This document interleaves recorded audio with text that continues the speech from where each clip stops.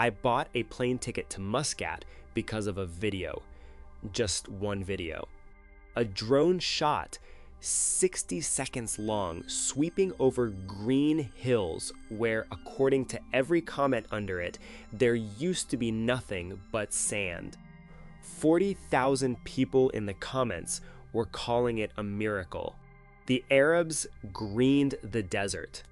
Oman did what no one else could. I watched it 3 times in a row, and then I did something I rarely do anymore. I booked the flight because I had a strange feeling, not that the video was a lie, something subtler. Like when someone tells you the truth, but leaves out the one detail that changes everything. So I flew. And what I'm going to tell you in the next 15 minutes is not what I expected to find. It's not a story about a miracle. It's not a story about a hoax either. It's something stranger, and honestly, more interesting than either of those would have been. Let me start with the green, because the green is real. I want to be very clear about that, because half the internet will tell you Oman greening the desert is propaganda, and the other half will tell you it is a divine gift.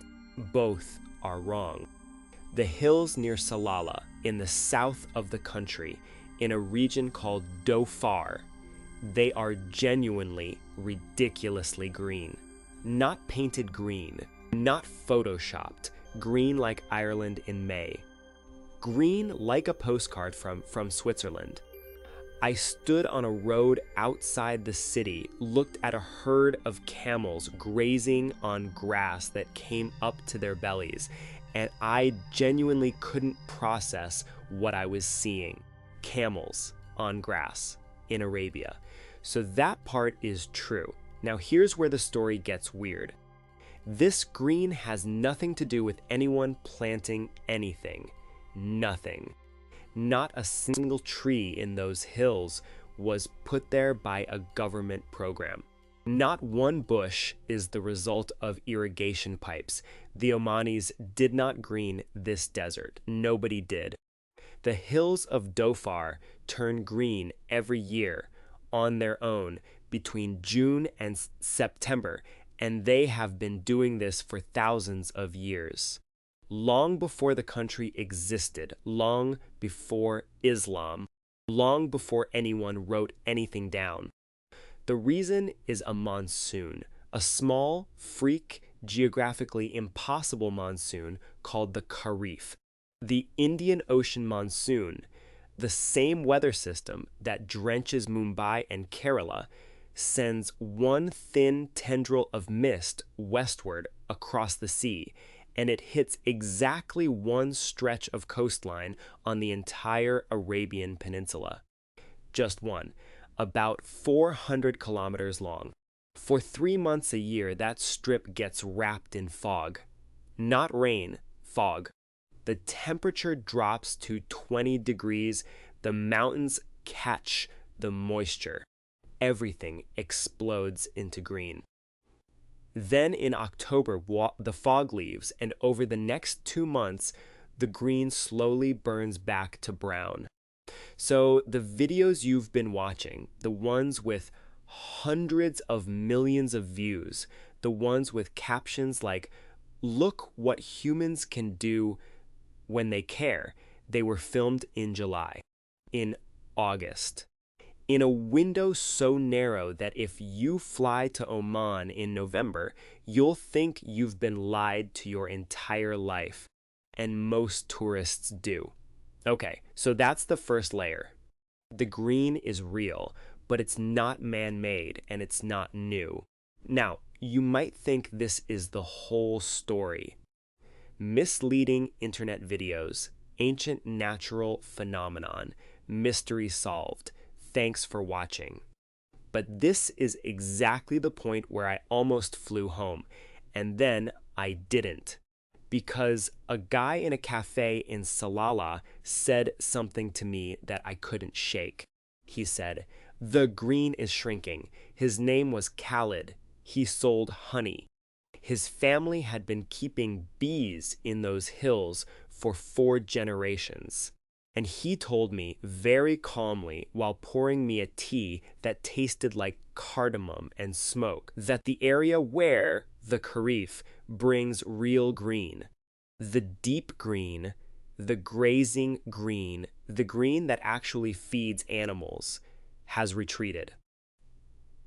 20 years ago, he said, his grandfather could take goats up to a certain ridge, and the grass would be waist high. Now that same ridge is rocks and dust. The fog still comes, but it comes weaker, shorter, less reliable. And the trees, the famous frankincense trees that grow in Dhofar and made this region rich for 3,000 years, they're dying. Not all at once, slowly. About 6% a year, according to a study from Sultan Qaboos University that he pulled up on his phone to show me. 6% a year. That's the kind of number that ends a civilization in a generation if it keeps going. So now I have a new question. If the green is shrinking, if the famous frankincense forests are collapsing, if the monsoon itself is weakening because of climate change, then why is the internet convinced Oman is greening the desert? Where does this story come from? Who's pushing it? And here's where my trip stopped being a vacation and started being something else. I rented a car, a dusty white Toyota with broken AC and a GPS that spoke to me in 3 languages, none of them confidently. And I drove north. Because there is, in fact, a place in Oman where humans have planted millions of trees on purpose in the desert with the explicit goal of greening it. It just isn't where the viral videos are filmed. It's a region called Al Wusta, central Oman. Real desert. The kind where you drive for 2 hours and don't see a building, don't see a tree, don't see anything that wasn't there a million years ago. And in the middle of that, nothing, somewhere off the main highway, there are plantations. Endless rows of acacia, gaff, samers, drought-resistant trees, the kind that survive on almost no water at all. I walked between them. I touched the leaves. They were dusty and waxy and alive. And here is the thing nobody tells you in the viral videos. These trees were not planted to green the desert in the sense of turning sand into Switzerland. They were planted as windbreaks, as anchors for sand dunes that were burying roads, as feed for camels in years of drought, as carbon offsets for a country whose economy still runs almost entirely on oil. And they work. They genuinely technically work. About 50 million trees planted over the last decade, with a target of 10 million more per year. The survival rate is somewhere around 70%, which for desert reforestation is extraordinary. The scientists running these projects are not frauds. They're not exaggerating. They are doing real, serious, important work, but they're not turning the desert green. They're holding the line.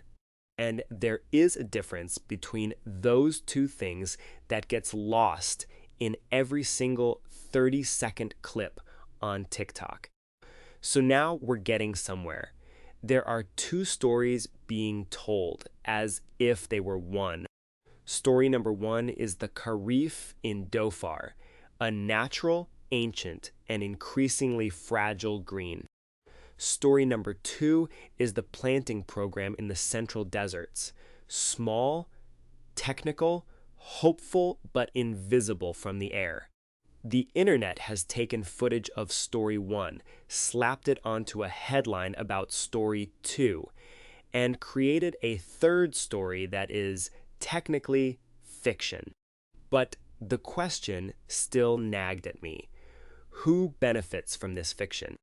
Because it doesn't just appear from nowhere. Somebody pushes it, somebody funds it. And after about a week of asking around in cafes, with researchers, with one very tired environmental journalist in Muscat who agreed to meet me only after I bought him dinner twice, I started to see the shape of it. The Oman Tourism Authority benefits, obviously. Salalah in monsoon season is now the single biggest tourist destination in the entire Gulf for visitors from Saudi Arabia, Kuwait, the UAE. 500,000 visitors a year in a city that used to get tens of thousands. Hotels can charge whatever they want. Flights from Riyadh sell out months in advance. The Green Miracle of Arabia, that's a marketing slogan that prints money. The government benefits. Because every COP climate conference, every international summit, every time Oman gets asked why an oil exporter isn't doing more to decarbonize, the answer is a drone shot of green hills. Look, we're greening the desert. The conversation moves on. Nobody checks. And this part surprised me. The climate optimist movement online benefits. There is a whole genre of social media accounts dedicated to good news about the planet, and they desperately need wins. Real wins are rare and complicated. Fake wins are simple and beautiful. Oman greening the desert with no nuance, no asterisks, no shrinking Karif, that's a perfect product for that audience. It makes people feel hopeful, and hopeful content gets shared, and shared content gets monetized. So an Indian YouTuber who has never been to Oman makes a video about Omani reforestation. A German Instagram page reposts the drone shot.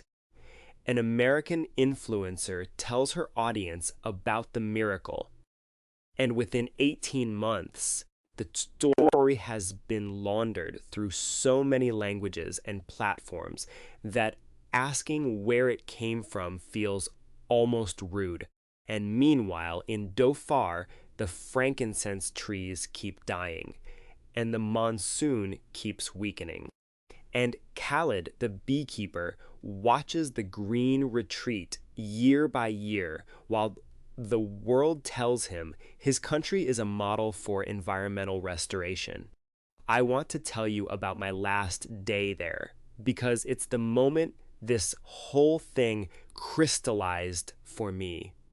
I went up into the Dhofar Mountains to a place called Wadi Dhaka, which is the most famous frankincense reserve in the world, UNESCO Heritage Site.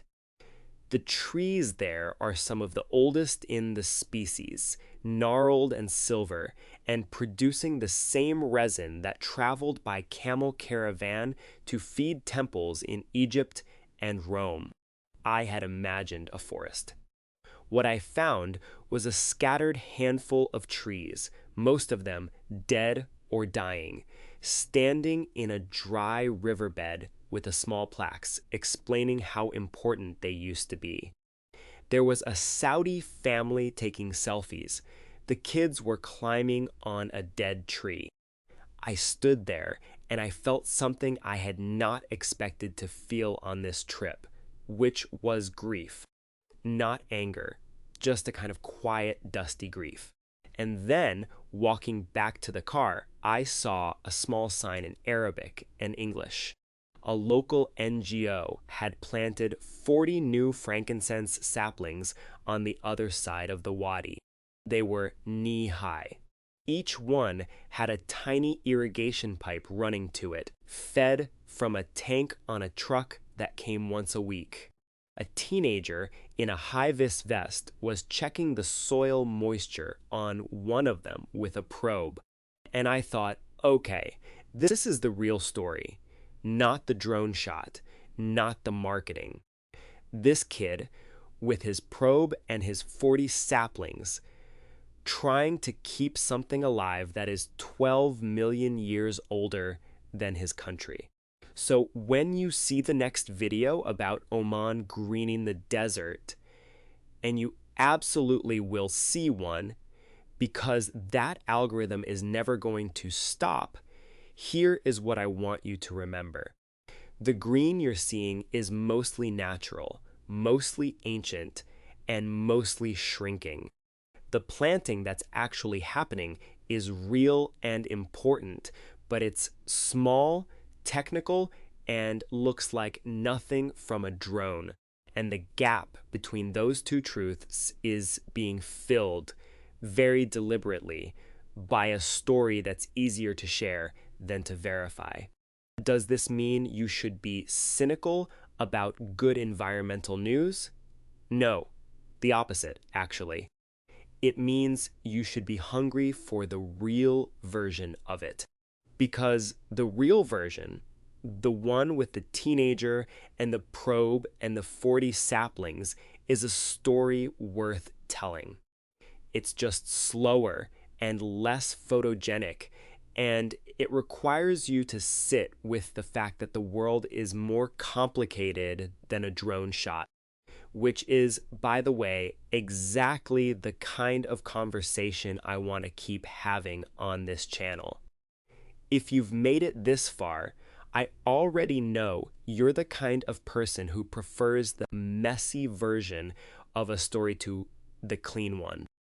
So tell me, in the comments, what's another miracle story you've heard recently that you suspect is more complicated than it sounds?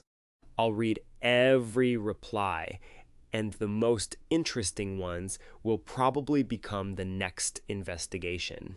I came back from Oman with a sunburn, 2 bottles of frankincense oil that smell like a cathedral, and the strong suspicion that the most important environmental stories of our lifetime are not going to be the ones that go viral.